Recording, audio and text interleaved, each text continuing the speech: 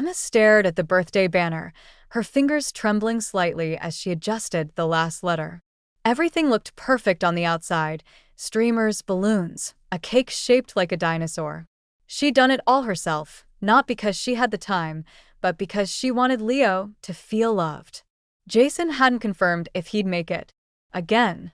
She told herself he was busy. He always was. But deep down, she was done pretending this was normal. Leo ran in, excitement lighting up his eyes. Is Daddy coming this time? The question hit her harder than it should have. She knelt, forced a smile, and lied. He'll try his best. Leo believed her. Of course he did. 7-year-olds don't question loyalty.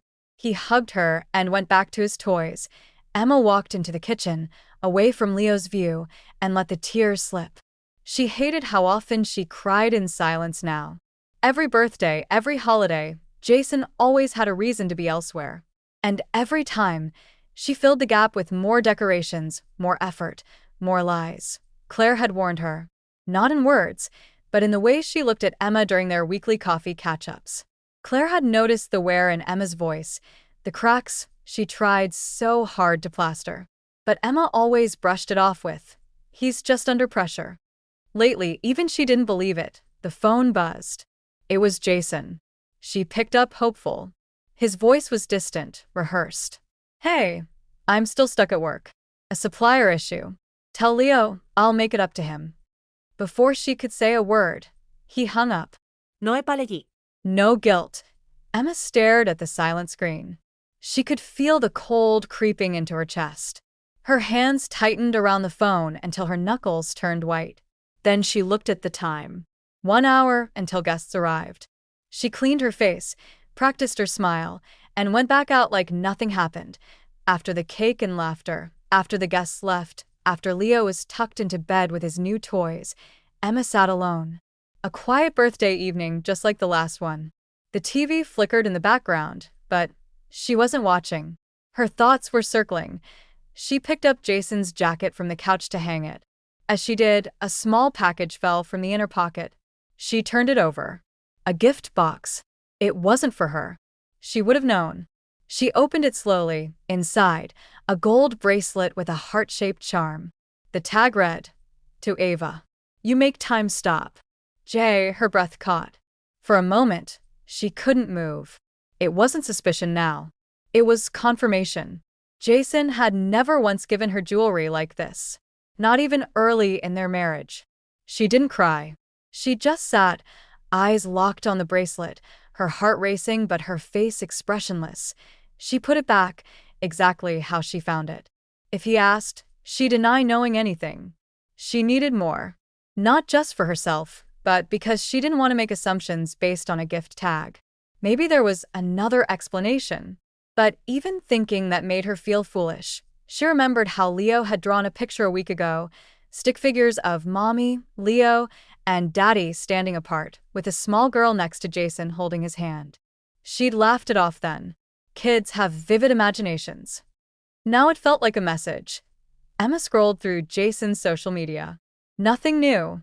Then she checked a name she remembered from the package. Ava. No last name, just a first. After some digging, she found a public profile. Stylish. Young. Pretty. A picture caught her eye, Ava holding the same bracelet. The caption read, "He gets me better than anyone ever has." The date was 2 days before Leo's birthday. Emma closed her phone. Not with rage, but with clarity. It wasn't about the betrayal anymore. It was about how long she'd been shrinking herself to keep a marriage afloat that he'd already abandoned. She looked at Leo sleeping peacefully, unaware that the man he idolized was slipping away from them both. She whispered, "I'm sorry, baby," and kissed his forehead. She didn't know what her next move would be. But for the first time in a long time, she knew this. She wasn't going to keep lying for Jason. Not to herself. And definitely not to their son. Emma didn't ask questions anymore. She watched instead. Jason had become careful, but not careful enough. He guarded his phone like it held national secrets, changed his passcode twice in 1 week, and turned away every time it lit up.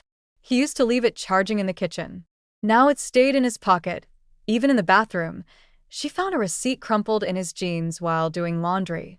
A bracelet from an upscale boutique. He hadn't gifted her anything in months.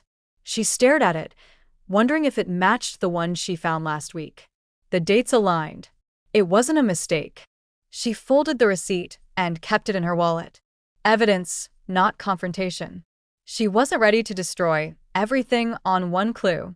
Not why at dinner. Jason talked more than usual about work, meetings, new projects. She listened like a stranger might, nodding in the right places, smiling without warmth. He didn't notice. Or didn't care to. Claire dropped by the next afternoon. Emma debated whether to tell her. When she finally did, it was without emotion. Just facts. The bracelet. The name Ava. The secret of phone behavior. Claire didn't offer advice. She just listened, eyes full of concern. "You don't deserve this," she said simply. Emma nodded but didn't answer. She wasn't looking for validation. She was chasing the truth. Leo came home from school the next day with a drawing in his backpack. Stick figures again. This time, two families. One labeled me and mommy, the other daddy and his other friend. It was innocent, brutal in its honesty. Emma felt her stomach twist. She kept her voice steady and asked gently, "Who's the other friend?" Leo shrugged. "Just a lady daddy hugged at the park. Maybe she's a surprise for you." Her hands felt cold. She kissed his head and tucked the drawing away. That night, she lay beside Jason, wide awake, listening to his breath slow as he slept. Her eyes were open, unblinking. The man lying beside her was not the man she married. Or maybe he was, and she'd just never seen him clearly. She searched online again. Ava's profile wasn't private. The photos were vague, but the clues were all there. His tie, his watch, the inside of a hotel lobby she'd seen on Jason's work itinerary. One caption read, "Waiting never felt this right." Another, "Stolen weekends are the sweetest."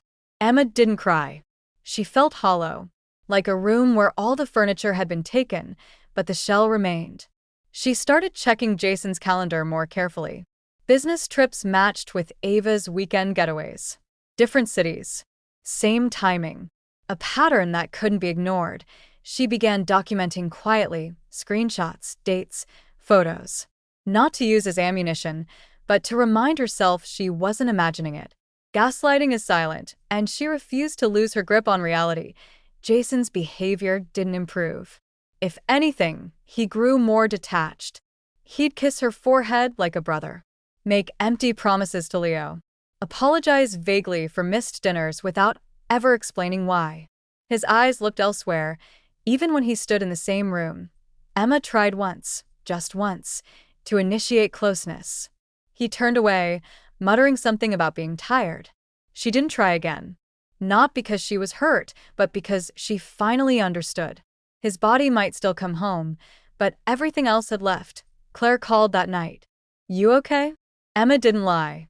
No, silence followed. Then Claire said, "Whatever you decide, you're not alone." It was the only sentence that brought Emma to tears. The next morning, she found one more post on Ava's page. A bouquet of white roses with the caption, "He remembered." Emma hadn't received flowers in 3 years. Later that day, Leo asked if Daddy could read him a bedtime story. Jason was on another late shift. Emma picked up the book and read it herself, but her voice broke midway. Leo noticed. He reached out, wiped her cheek with his small hand, and said, "It's okay, Mommy. You don't have to be sad when I'm here." That night, Emma stood in front of the mirror, really looking at herself for the first time in months. She didn't see a woman betrayed. She saw a woman awakening. Her marriage wasn't broken by a single lie.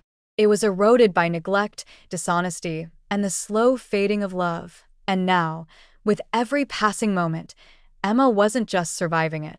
She was preparing for what came next. Leo's birthday came and went, like every other celebration, wrapped in a false hope that Jason would change. But this time it was different.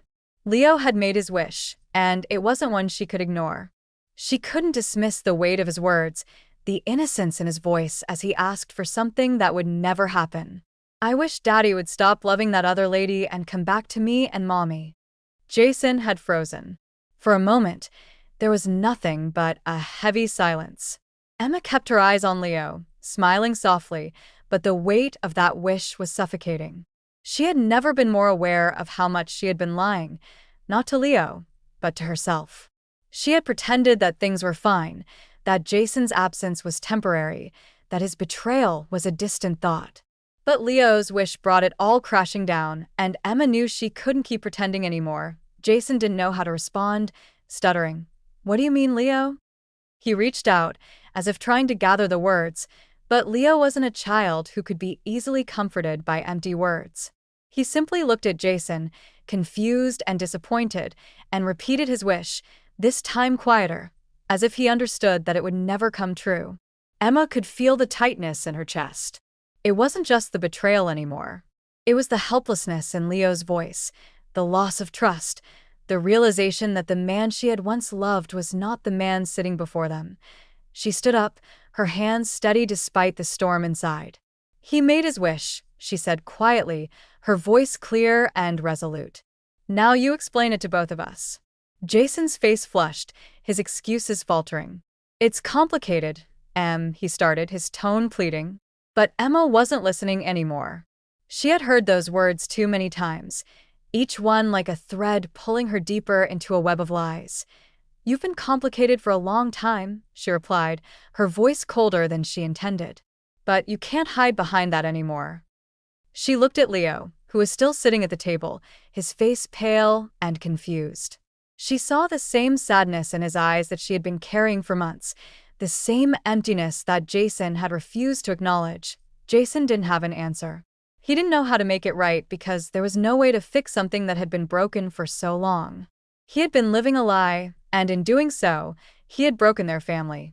Emma felt the sharp sting of anger at him for betraying her, for betraying their son. But there was something else, something she hadn't fully acknowledged until that moment, the fear that she had allowed it to go on for too long. Leo's quiet voice interrupted her thoughts. "Is Daddy going to stay with us?" His eyes were wide, searching her face for the answer. Emma swallowed hard, knowing that there was no easy way to answer him. "No, baby," she whispered.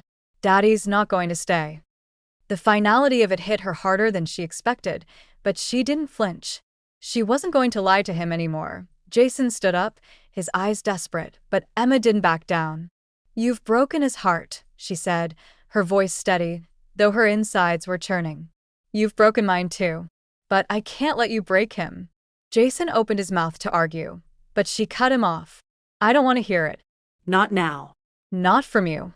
He left after that, stumbling over his words, promising to fix things, but Emma didn't care.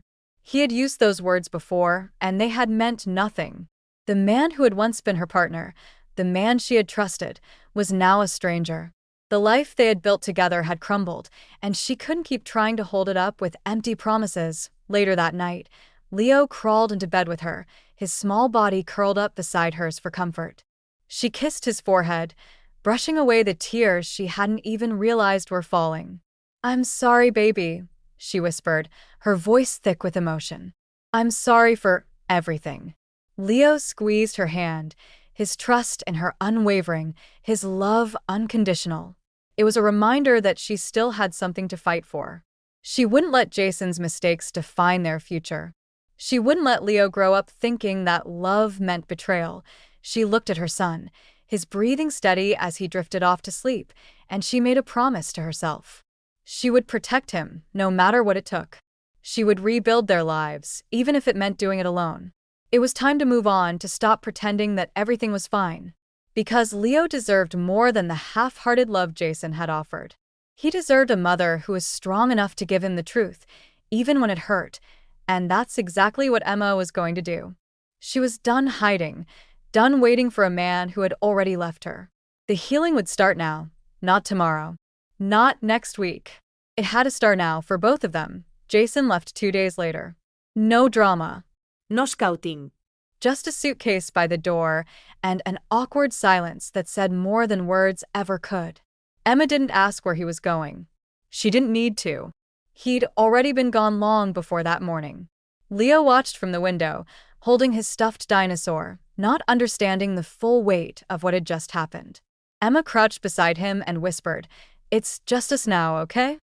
Leo nodded, but his eyes stayed on the street long after the car had disappeared. The first few days were heavy.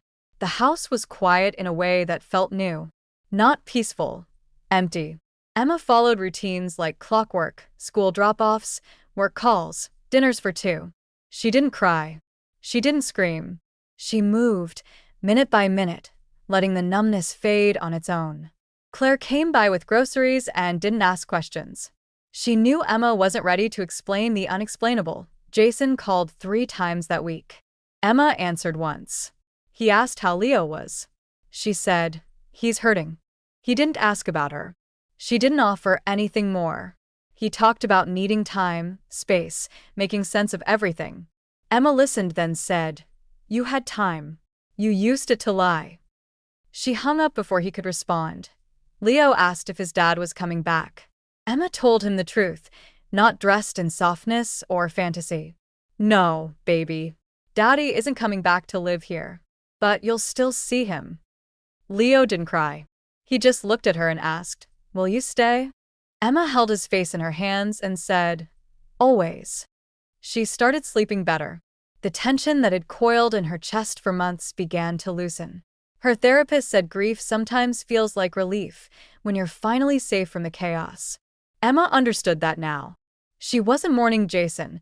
She was mourning the years she lost trying to keep something alive that was already dead. Ava sent a message one evening. A vague apology. "I didn't know you had a son. I'm sorry if I caused pain." Emma stared at the screen for a long time before deleting the message. There was no point in engaging. Ava wasn't the problem. Jason was. And Emma was done investing emotions into people who treated hers like they were disposable. Jason kept trying. Texts. Calls. Promises. Apologies. One message read, "I was stupid. I miss us." Emma didn't respond. She didn't need to. Every unanswered message was her closure. Leo had a school play 2 weeks later. He played a tree. Not a big role, but Emma showed up an hour early, sat in the front row, and clapped like he was the lead. Jason came too, late as usual, hovering at the back, trying to make eye contact. Leo didn't look for him. When he stepped off the stage, he ran straight to Emma. That said everything. She started rediscovering herself. Books she never finished. Clothes she forgot she liked. Music that made her feel something again. She wasn't trying to be the woman Jason married. She was becoming the woman he never took the time to know. Claire laughed one night, watching Emma hum while cooking. "You're glowing," she said. Emma smiled. "I'm breathing." Leo had more questions. "Did Daddy stop loving you?" Emma answered gently. "Sometimes people stop choosing each other. But that doesn't mean I'll ever stop choosing you." Leo nodded. That was enough for him. Emma began to dream again. Not about love or revenge, just peace. She imagined a future where her worth wasn't tied to someone else's loyalty. Where Leo learned that love should never be begged for. Where silence didn't mean walking on eggshells, but simply peace. Jason showed up one evening unannounced. Flowers in hand, regret in his eyes. "Can we talk?" Emma didn't invite him in. She stepped outside, closed the door behind her, and listened. He talked about mistakes, about wanting another chance. Emma said, "You didn't just cheat. You broke your son's belief in you." Jason looked away. She continued, "I can forgive you, but I won't forget what it did to him." He asked if there was still a place for him in their lives. Emma replied, "As a father, yes. As a husband, no." Then she walked back inside, leaving him with his guilt and unopened flowers. That night, Leo sat beside her on the couch, head on her shoulder. "I'm glad you didn't leave," he whispered. Emma kissed his hair. "Me too, baby." She didn't need Jason's love. She had found something far more powerful, her own strength. And that, finally, was enough.